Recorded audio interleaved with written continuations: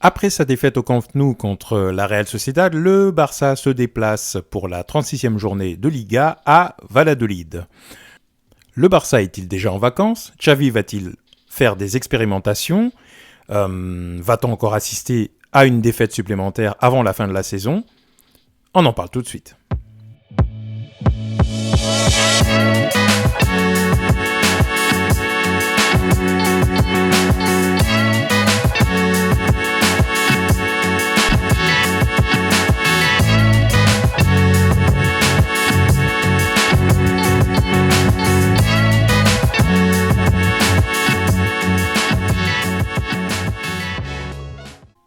Bonjour à tous, bienvenue sur Barça Today. Aujourd'hui, nous faisons l'avant-match de Valladolid FC Barcelone. Pour la 36e journée du championnat de Liga, le Barça est déjà champion depuis au moins une journée. Et le Barça sort d'une défaite sur son propre terrain, donc au Camp Nou, face à la Real Sociedad. Première défaite d'ailleurs à domicile pour le club catalan. Là, le club donc, de Xavi va se déplacer à Valladolid. Rappelons-nous que la Real Sociedad avait un enjeu fort. La Real Sociedad était extrêmement intéressée par la victoire sur ce match-là, puisqu'elle jouait sa place de 4e, qui signifie donc une place en Ligue des Champions la saison prochaine. Donc l'équipe d'Imanol était extrêmement motivée pour cela, et le Barça venait d'une semaine de fête, donc de célébration suite au gain du titre. Donc il y avait deux équipes qui n'étaient pas du tout dans le même mood, pas dans la même intensité. Cela dit, le match n'était pas désagréable. Il se trouve tout simplement que avec les changements et l'état d'esprit, le Barça n'a pas pu remporter cette victoire. Il est possible donc qu'il se passe la même chose pour le match de demain à Valladolid. Pourquoi ? Parce que Valladolid est lui également extrêmement intéressé par la victoire sur ce match, car ils sont 18e du championnat à l'heure où on se parle, donc ils sont relégables, concrètement parlant. Et ça pose problème. Donc ils ont tout intérêt à se battre bec et ongle pour également avoir des chances de pouvoir rester en première division. Donc l'équipe d'en face va être aussi extrêmement motivée. Et si le Barça est en vacances, en gros, c'est ce que je dis, si le Barça est en vacances, si le Barça n'a pas la tête encore à la compétition, il est possible qu'on voit encore une fois une défaite pour le club de Xavi. Alors pourquoi ça pose problème ? Parce qu'on pourrait se dire, après tout, le Barça est déjà champion, il n'y a plus d'enjeu, il n'y a plus rien à faire, mais ça pose problème pour plusieurs raisons. Premièrement, il y a l'image du club, on ne peut pas continuer comme ça, il reste encore 3 matchs à jouer. On pourrait très bien imaginer que le Barça perde les 3 matchs, mais bon, ça ferait tâche, tout simplement, sur l'image du club. Les gens qui viennent voir le Barça payent pour pouvoir voir du beau football et surtout, éventuellement, des victoires. Donc ça va engendrer un impact sur la billetterie, certainement, sur aussi l'intérêt des matchs. Si on sait que le Barça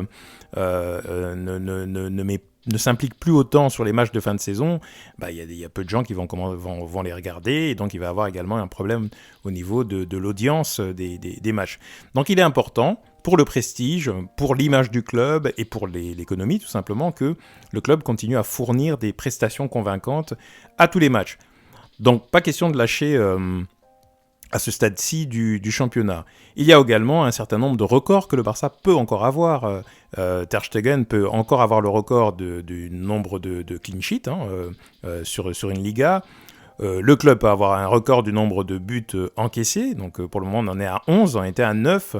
Il y a pas si longtemps que ça, donc ce serait dommage de ne pas avoir ce record-là. Ce sont toujours, encore une fois, des records qui viennent s'ajouter au prestige du club. Lewandowski peut être Pichichi, malgré tout. Il a encore marqué un but, certes, contre la Real, mais il doit continuer à marquer des buts pour remporter ce trophée, comme le Zamora pour Ter Stegen. Donc il y a encore de l'enjeu, il y a encore des choses à faire. Il faut absolument que le club ne baisse pas les bras, mais bon, ça dépendra de l'état d'esprit des joueurs.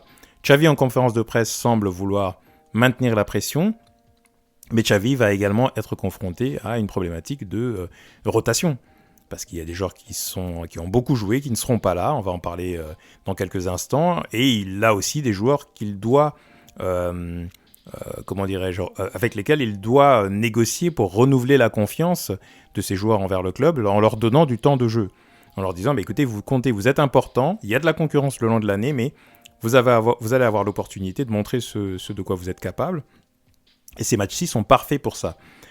Donc ça va être un petit peu ça l'enjeu de ce match. Donc demain à 22h,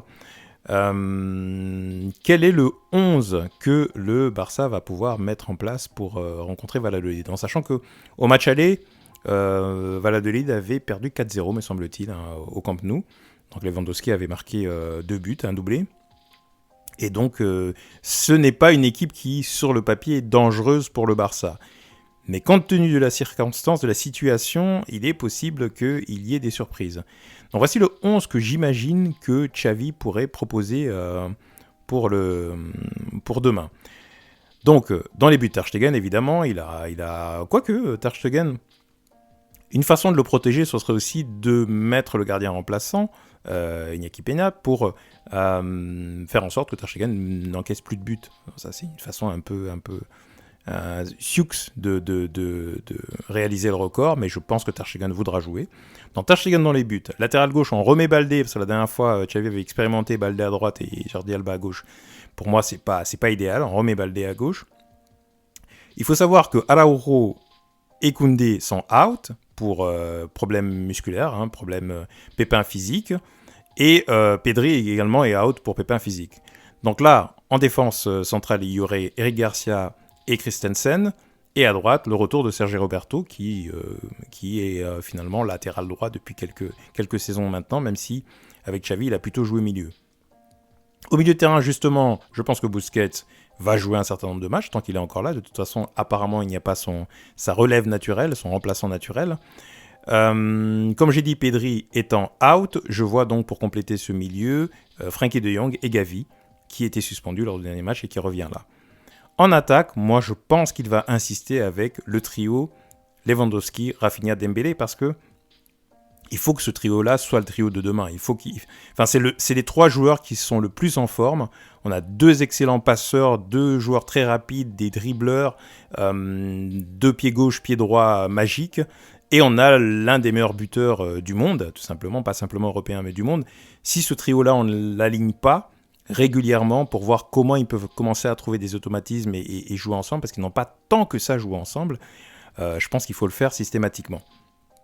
Donc voici le 11 que j'imagine que Xavi va mettre, en sachant qu'il va faire des rotations, parce qu'il y a des joueurs qui vont avoir envie de jouer et de montrer ce dont ils sont capables, notamment Pablo Torre, que l'on a vu également lors du dernier match, et c'était très encourageant. À chaque fois qu'il est rentré et qu'il a eu un peu de temps, parce que des fois il rentre pour 2 minutes, 3 minutes, et c'est pas terrible, s'il peut rentrer pour un peu plus de temps, ce serait intéressant. Moi, j'aimerais bien le voir sur une demi-heure, quoi.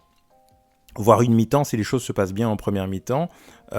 Kessié aussi, je pense qu'il doit jouer, pour plusieurs raisons. Premièrement, parce qu'il le mérite et parce qu'il a été important. Il a été exemplaire, Kessié, au Barça cette saison. Il a été remplaçant, mais il n'a jamais protesté.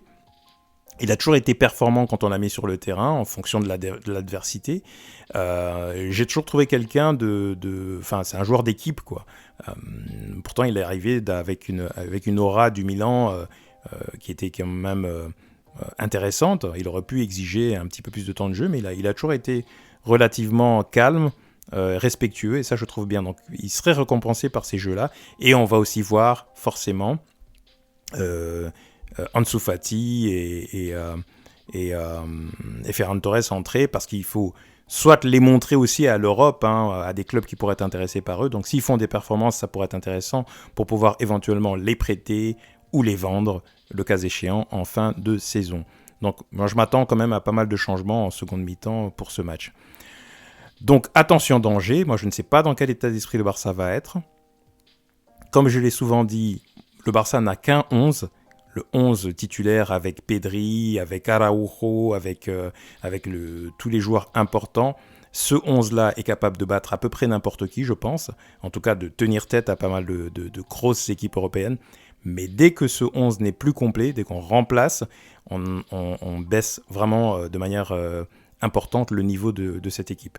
Donc je ne sais pas du tout ce que ça va donner, mais bon, en principe, il devrait y avoir de la matière pour battre à minima Valladolid. Donc voilà. Dites-moi ce que vous en pensez. Est-ce que vous aussi vous êtes un petit peu inquiet? Est-ce que vous pensez qu'on va faire 4 défaites sur 4 les derniers matchs du championnat? Ou est-ce que le Barça va se ressaisir? On joue à l'extérieur en plus, on n'est pas au Camp Nou, on est généralement plus fort au Camp Nou. Euh, N'hésitez pas à commenter, à liker la vidéo et dites-moi donc qu'est-ce que vous pensez, à quoi vous vous attendez pour ce match contre Valladolid. Euh, Moi j'ai une petite crainte.